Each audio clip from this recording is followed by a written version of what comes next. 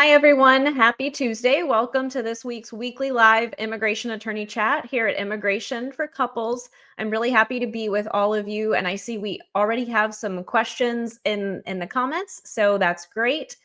Before we dive in, if you're new, welcome. We're happy to have you in this community. Immigration for Couples, our firm, we are dedicated exclusively to helping couples across the nation and world and navigating the U.S. immigration process. So we host these weekly live chats and I answer your questions live because we understand the immigration process can be a labyrinth and overwhelming. And we also have a ton of free resources on our website. So you'll see that below at immigrationforcouples.com. Ria will also put that in the comments. Ria is part of our team. She's one of our amazing team members, and she will throw those links in the comments for you all. If you were not able to join us live here today, if you're watching this on the replay, that's great. Please do a hashtag replay and let me know what are your questions. And I always like to start out by asking as well, where are you at in the world? Where are you at in your immigration journey? And most importantly, how are you doing? How are you feeling? And so I see we have some comments here. Aw. You're very welcome. It's my pleasure. I know you're going through the adjustment of status process, and you've been here with us for quite a few weeks now. So it's great to have you back. It's our pleasure to host these live events. And you're asking about your upcoming interview. I know that's great. You were scheduled for an interview. And so you're wanting to know, should you bring a binder to organize the papers or something else? What do you recommend? So my clients ask me the same thing. Should I put all of this documentation in a binder? And I will tell you that it's okay if you do that, but many immigration officers actually don't like the binders because they have a lot of interviews they have to do every day, and they like things to move forward as quickly as possible because they say, of course, they're human beings. They want to go to lunch and they want to go home to their families. That's what they say all the time. That's what they tell me. So we're always finding ways to make their jobs easier because a happy officer makes for a better result in your immigration case and on interview day. So the binders are an annoyance to immigration officers because it slows things down because you have to open it and take the papers out. Plastic sleeves, same thing. So what I recommend and what we do for our clients is we prepare a packet that they'll take to their interview that's loose paper, but it's all organized. And I recommend like sticky notes. That's what I do when I go to immigration interviews with clients in court, is that I put sticky notes on the side, tax transcript or I-864. So when the officer says, hey, do you have an extra copy of that birth certificate? I'm sure you submitted it. Your file's huge. I can't find it. And I can easily see it on the side, pull it out, boom, and we keep moving. So I would recommend that over a binder. But if you've already organized it in a binder, that's fine. What's most important is that you take all of the documents that are required to your interview. And they're also requiring you to upload evidence, not in every single USCIS office, but across the country. We're seeing more and more that before your interview, that you'll receive a notification about uploading evidence prior to the interview if you have a USCIS online account. So best of luck with your interview. Please let us know how it goes. And Rick, you're very welcome. It's my pleasure. My team and I enjoy being here in community with all of you and supporting you on your immigration journey. So it's our pleasure, and good morning to you also. So I have some individuals who are answering my question of where are you at in the world? Where are you at in your immigration journey? And most importantly, how are you doing? How are you feeling? So yay, you are in Westfield, Indiana. Great to have you with us. Good morning to you as well. Great to have you. All right, let's see. Where else are you? Thank you very much. So Ted from New York, and it's great to be with you here today. And good morning as well. Yes, adding that in there. All right, so we have some great questions coming in. I am streaming this live, Facebook, LinkedIn, YouTube, and Instagram. So I answer your questions in the order that I receive them. So I'll keep going down the queue here of questions. We have some good ones that are coming through. And Betty, good to see you. You're in Canada. You're still waiting to hear from the National Visa Center, and you're working on the fiance visa. So hopefully soon you'll receive that notification from the National Visa Center. They, as we had talked about and on the last live, they are definitely taking longer, the National Visa Center, and assigning the case number and transferring the file. But hopefully you have it soon. So, um, okay. So you're wanting to know about the interview if you're needing to take that, the affidavit of support with you. So it's good that you've uploaded it to the SEAC portal. Definitely, it needs to be on that SEAC, that National Visa Center portal for the officer. What we do for our clients is that we organize a very comprehensive interview packet, a mirror image of what was submitted, along with all the required updated documentation, and we have them take that to the interview. And we do have them take the I-864. Some consular posts want to see a copy of it. Some of them want the original signed I-864. Others don't want it, but it's better to take it and not need it than need it and not have it, as our motto here at Immigration for Couples. So good idea to take it. All right. So do I have a phone number or the email for the Visa Center? So the National Visa Center uh, responds to inquiries through their inquiry portal. So the best way to get in contact with the National Visa Center is to use their NVC inquiry portal. So you'll be able to find that on the NVC website. If you have questions, if you're having technological issues, we contact them all the time, and the inquiry portal is the best way to do that. They used to have an email. They moved away from that years ago. Really, same with the phone number. The best way to contact them is through that inquiry portal. Okay. How long is the fiance visa process? Is it moving faster? The immigration wait times, they're a roller coaster. They go up and down. Is it moving faster? Faster in the real world? No. Immigration fast? Yes, we are seeing things move forward with fiance visas faster than they were in prior years, especially during the pandemic. Right now, we are estimating for clients based on what we're seeing for our other clients is that it takes about 14 months from filing the petition through the national visa transfer through the interview for the person to have that fiance visa in their hand. So about 14 months. We've had individuals that have received that fiance visa and much less than 14 months, and in others, depending on the country, it takes a little longer, but that's what we're seeing. For the petition part of the fiance visa, that very first step, that's taking roughly about 8 months or so, 8 or 9 months. But yeah, that's what we're seeing right now. And anybody else who's in the community that wants to share their wait times and their processing times, that's always helpful for others. If you're open to sharing that, please do. But that's what we're seeing here at our office.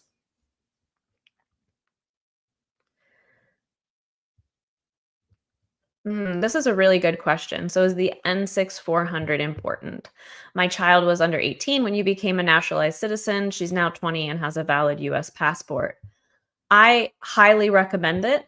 The reason being is yes, that's great that you have the US passport, that your child has a US passport, adult child now, right? Has a US passport, but I recommend the N600. Why? Because the US passport is obtained through the Department of State. The N600 is recognized or processed rather through USCIS. My recommendation is get both. You want to have all complete proof of US citizenship. I've seen individuals in their retirement years and trying to access, benefits at retirement and things like that. And really in other areas of life as well, where the US passport is required, but also that certificate of citizenship. I know it's a bigger immigration fee to have to pay to receive that, but I recommend absolutely to all my clients. All my clients do both just to have that solid proof from all government agencies with 100%, without a doubt, you are, or rather, your child is a US citizen. So you don't have to, do that necessarily today, but I would add that to your to-do list of really important things to make sure your child's future is secure. Great question, though.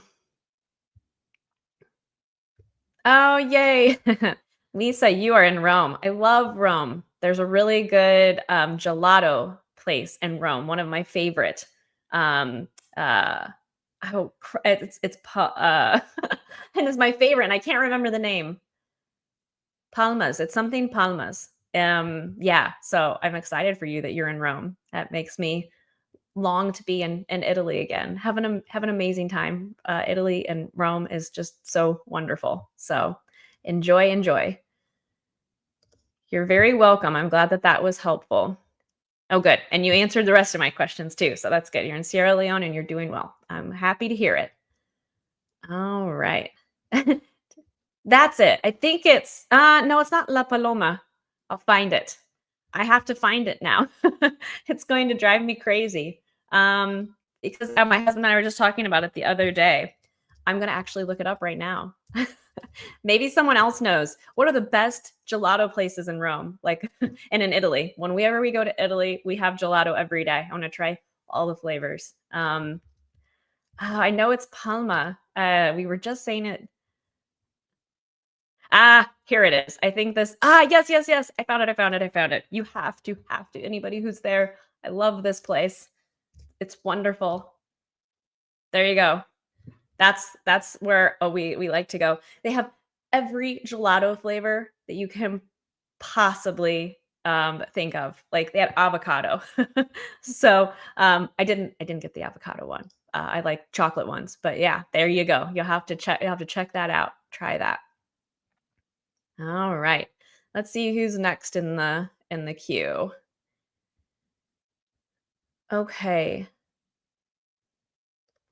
Okay, so Yahaira, you say that you have your TPS. Yeah, I know it's expiring right around the corner here, November 7th. And you have an I-130 that's pending. It's been 2 years and it's outside of normal processing time. You don't know what to do and if I can help you. So what is the basis of the I-130? In other words, who filed the I-130 petition for you? It really that really is going to be a really big factor in how long that I-130 will take. So do if you can let me know what kind of I-130 petition, who is it that is petitioning for you? And I know someone has a question on Facebook about the N400. I see your question. If you could just ask them once, that would be very helpful. I promise I will get to your question. I'm not ignoring it. I have questions that are coming in from 4 different places and I'm going through them in order. So if you all just ask your question once, I'll do my best to get through as many as possible. I just want you to know you're seen, all right? Because I think I feel some like panic, like, please see my question. All right. I promise I'll get to it, okay? All right. So, uh, yeah, Haida, if you could let me know what's the basis of the I-130, that would be helpful details to have. In terms of, can we help you? Of course, our team can definitely help you with the I-130 process if it's based on a family-based petition. So, like a spouse filed it, a parent, for example, is filing that petition for you. So sometimes when a case is outside of normal processing times, you can do an outside of normal processing request with USCIS. In really extreme circumstances, a mandamus action can be filed. It'll really depend on the specifics of your I-130. But yes, definitely taking action and making sure your case is on track, especially when you're falling out of status on the 7th, is really important. I'm just looking to see if you so your husband is a okay, so you say your husband's a US citizen is petitioning for you. And you've been married for 18 years. Yes. Okay. Yes, definitely. If you don't already have an immigration attorney with whom you're working, if you do, please check with them about what their next steps and options are. But if not, we'd be happy to help you. This is the kind of question that we need to talk about in private.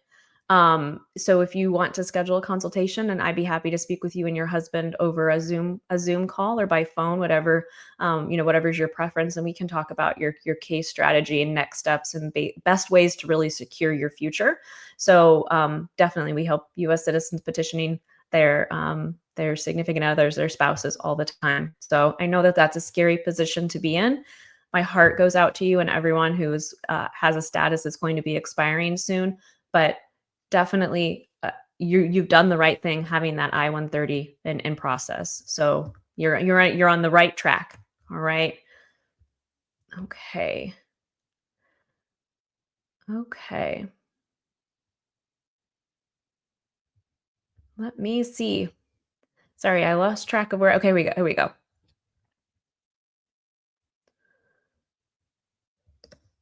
Yes. So your son is going to the Navy, but first he has to go to boot camp. When could he apply for his wife who entered without inspection? Does he have to finish the boot camp? Uh, I assume you're asking because you're probably asking about something called military parole in place. We've done that for quite a few clients. So when someone is serving our country in the military, and also thank you to your son for his service.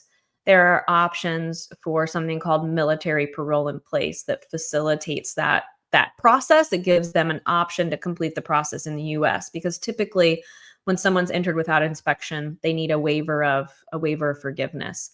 So it will really depend for that military parole in place whether or not that boot camp has to be finished to go forward with that process. Sometimes we're able to actually begin the military parole in place while the person is in the process of completing that boot camp. So sometimes it's possible, and then if not, then immediately after, there is a lot to do to get ready. So I know a lot of couples want to wait until the boot camp is completed, or until they have all of the evidence, or sometimes if they're engaged and wanting to get married, wanting to wait until all of those things happen.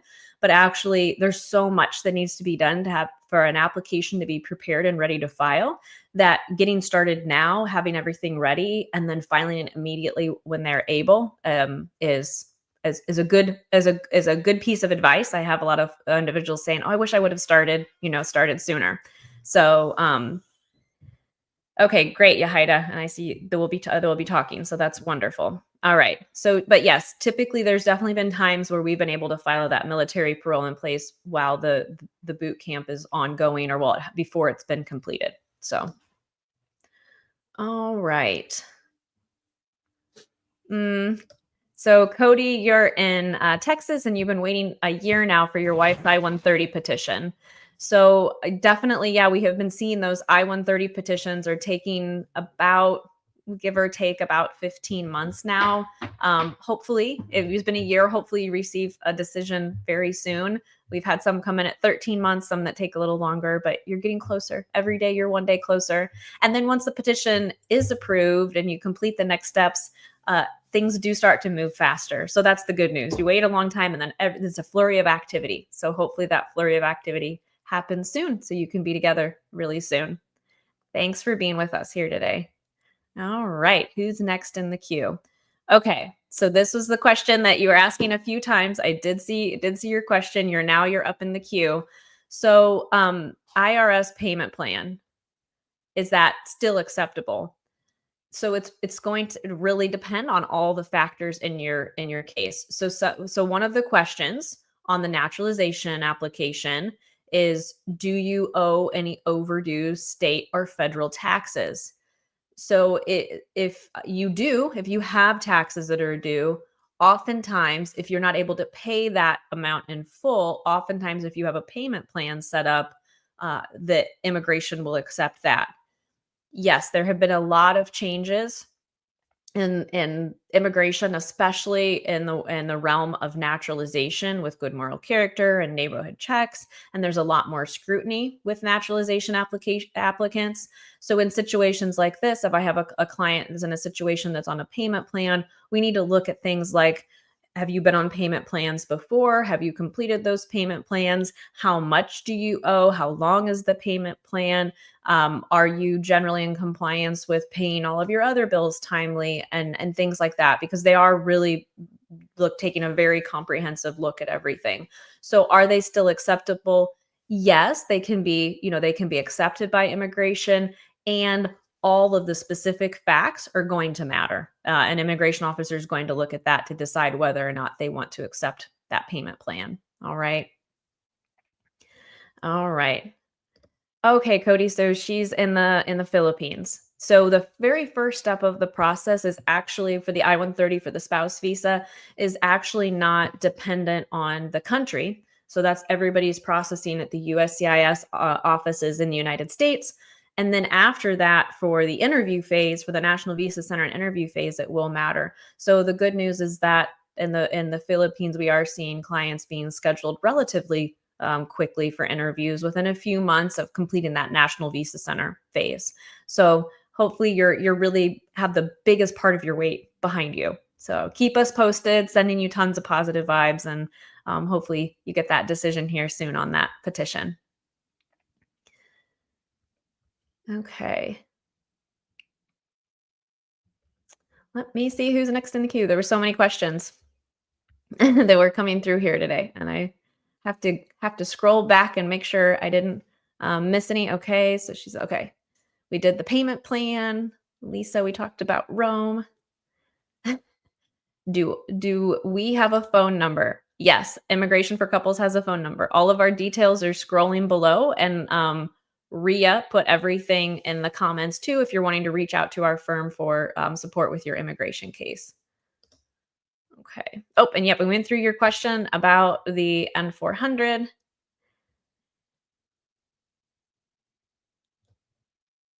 Okay. So Brian, your fiance made it. Yay! Congratulations. That's exciting. You got married in Vegas. And there wasn't a name change at the wedding. You live in California. She wants to use your last name. Are we okay using my last name for her on the adjustment of status?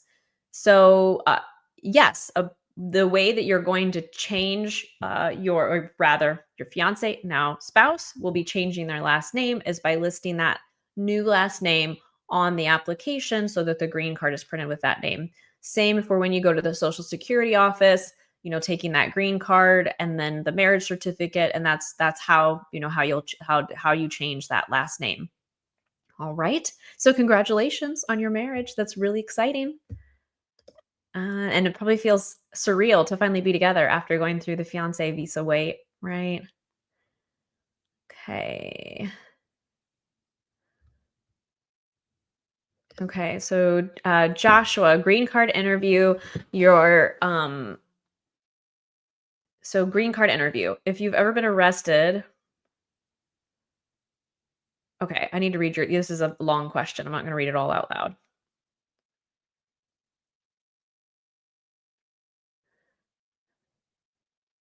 Okay, so if you've ever had any kind of arrest or citation, a lot of times people read this question and think it's very serious and oh no, I've never been arrested, cited, detained, but it also includes traffic tickets.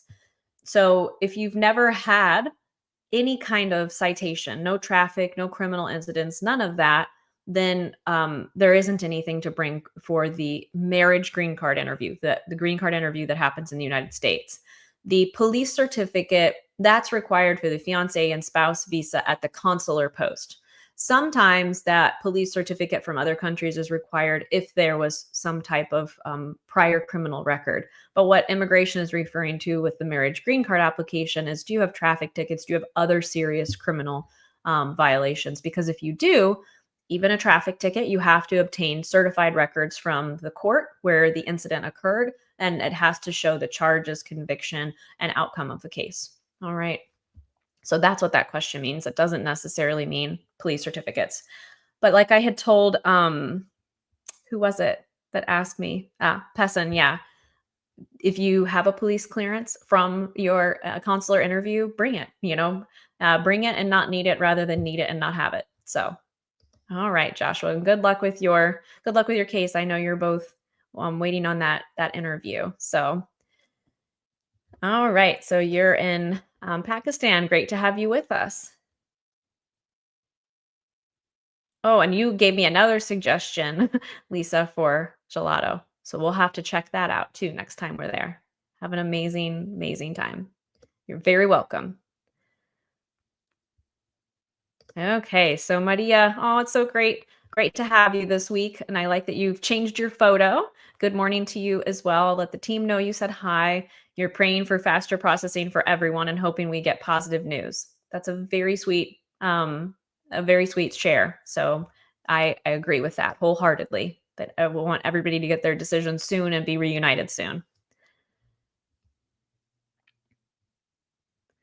Okay, let's see who's next. Okay. So you're wanting to know how long after submitting the RFE response for an affidavit of support will EAD be approved? It's a marriage-based green card. Right now, the the work permit is separate from the affidavit of support, is separate from the green card, is separate from the petition, is separate from the travel permit. Each application is standalone. So wait times right now for work permits for marriage-based adjustment of status cases is about 6 months, give or take. We've actually had a lot of clients who have received their interviews and their green cards before that work permit even comes through. But that's what we're seeing right now on work permits. Trinda. Hi from Indiana. It's great to have you here. Love the photo. All right. Okay.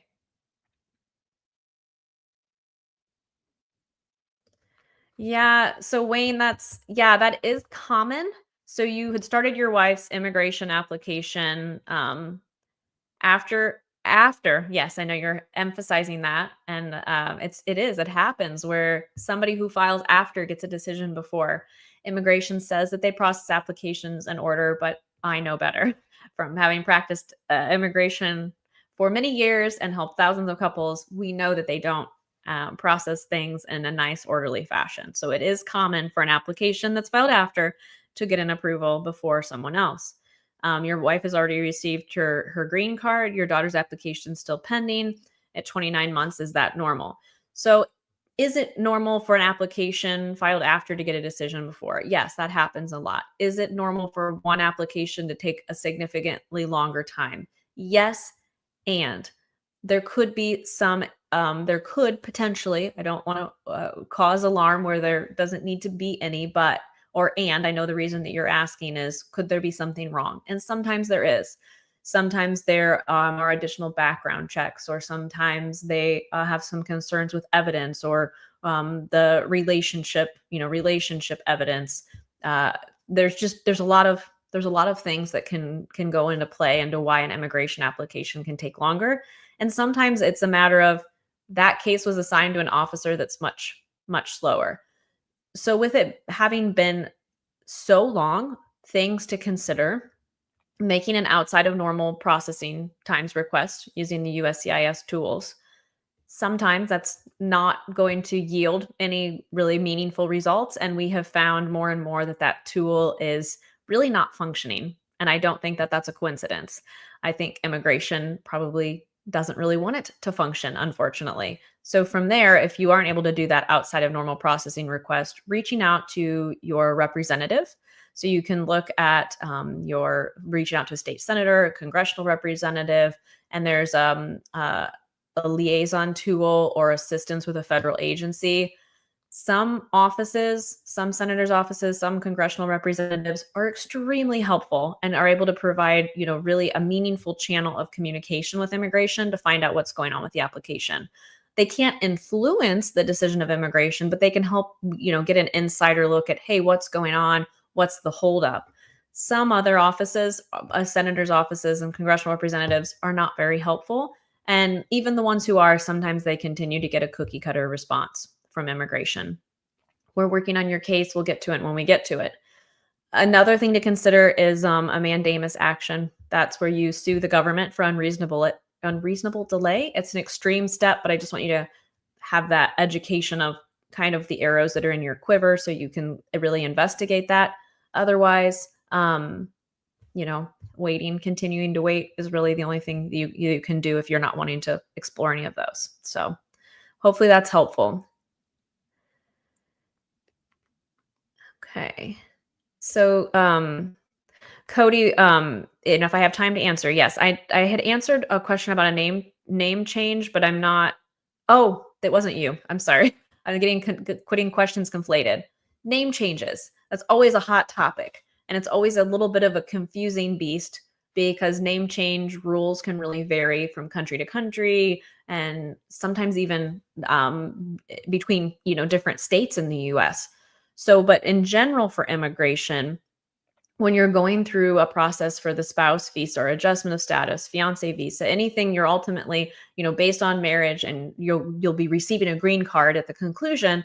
The way that you change your name is that after marriage, that marriage certificate is a legal name change document, and you'll be able to use that legal name change document to reflect the last name that you want on your application. And so on the applications that we file with immigration, we list that person's last name as their married name if they're choosing to do that. Some individuals don't, choose to not change their last name. Others change to hyphenate. Some do want to take their spouse's last name. And so if that's the case, then you do that on the actual application. So if it's a spouse visa process, you're going to be listing that last name from the very beginning on the very first application. And then there's an online application with the National Visa Center. You'll list it there. I will say, that some countries will, even though it's US immigration, you're going to a US embassy or consulate, based on some countries' rules, they won't allow you to change that last name. But the way you do it is listed on that form. And then on that I-130 form or on that online application, that DS-260. Okay. So, Yahida, you said that you called and that I don't have anything available right now. Did you call and ask for Ria? Ria can help you. I should have some availability. I think something opened up this Friday. I don't have anything today, but I should have something later this week. So if you call again and ask for Ria, Ria can definitely help you get scheduled. So, all right. Look forward to talking with you. You are very welcome, everyone. Thanks for sending the love and the thanks. Thanks for the thanks. I'm going to try to do one or two more questions and then I have to jet. I have a little bit of time to eat lunch and then my day is jam packed. So, but that's good. We're getting things moving forward for our clients. I think we made pretty good progress today in getting through a lot of questions. So, okay. So, Lisa, can your son's wife use a digital copy of her birth certificate, or does she need a certified copy sent here by mail? So it depends on what phase in the application process you are. So when you're filing that petition, be it a fiance visa or a spouse visa petition, a copy is all that USCIS requires. When you get to the interview stage at the US consulate or embassy, they do require a certified version of that birth certificate. So for the person who is abroad, they'll just take that certified birth certificate with them to their interview. There are some places, some countries where the birth certificate is actually the certified version is actually a digital version. They just have to show the barcode and a number. But that's a long answer to say you need a copy, a copy only for the petition phase, and then when the interview happens, certified copies of all civil documents are required. Oh, and then you said you gave your son our phone number here at immigration for couples. Aw, that the lawyer that they have is not sounds like not in alignment, is what you're saying. So we're here to help. But yeah, I regret to hear that. But hopefully they've at least got the case filed. But if they're needing help, we're here. Well, Ria and I and the entire team happy to help you all. Do I know if the Montreal consulate in Canada schedules the interview, or do you schedule them online? So you have a fiance visa, you'll schedule it online. As of right now, you'll be scheduling that through an online system. For most fiance visa cases, you schedule your interview online. That is one of the benefits of the fiance visa, is getting to choose that interview date. Every once in a while, embassies and consulates will schedule the interview for you. And in Mexico, I would say specifically for fiance visas, the U.S. embassy there or U.S. consulate in Ciudad Juarez schedules them. But in large part, especially in Canada, you would be scheduling that interview.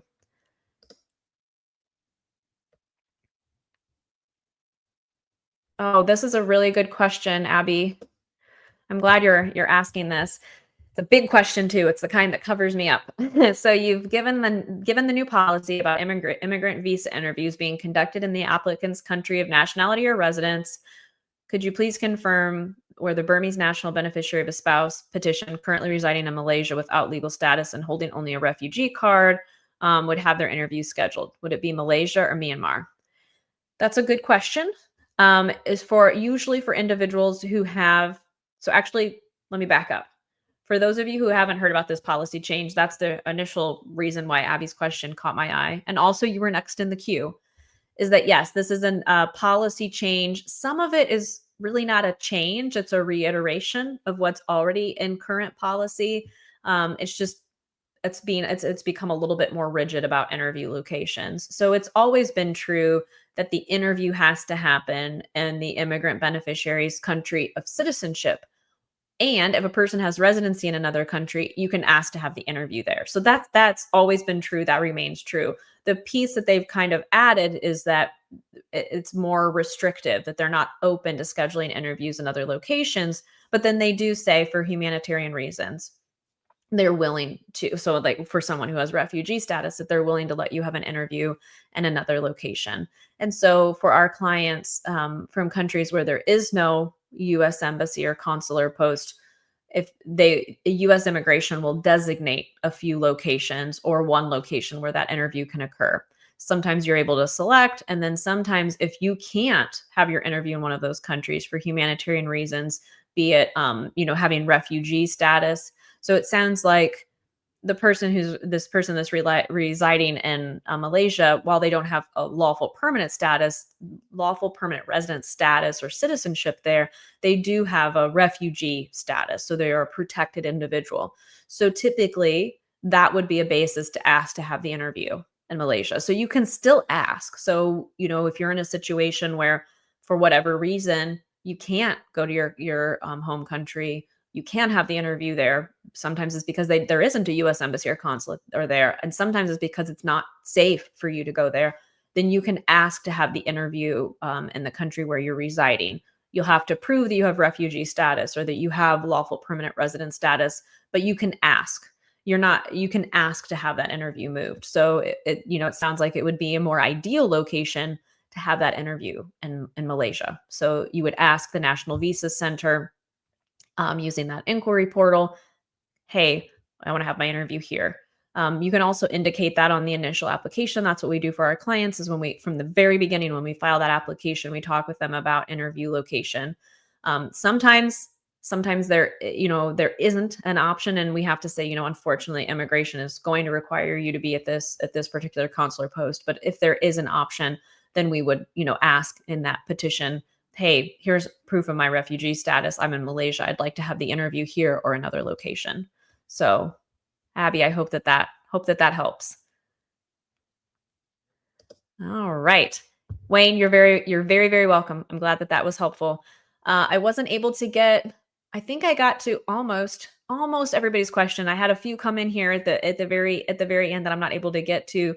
Daniel, I can do yours quick though. The difference between a fiance and a spouse: visa, fiance, you're engaged and not yet married; spouse, you are married. But there's a lot of if you're trying to choose between those two paths, there's a lot of different benefits to each. And so I would really encourage you to check out our free resource center at Immigration for Couples. Ria posted that in the comments. It's running below, but immigrationforcouples.com. We have tons and tons of free resources to help you all in your immigration journey, whether you're just starting out or in the middle.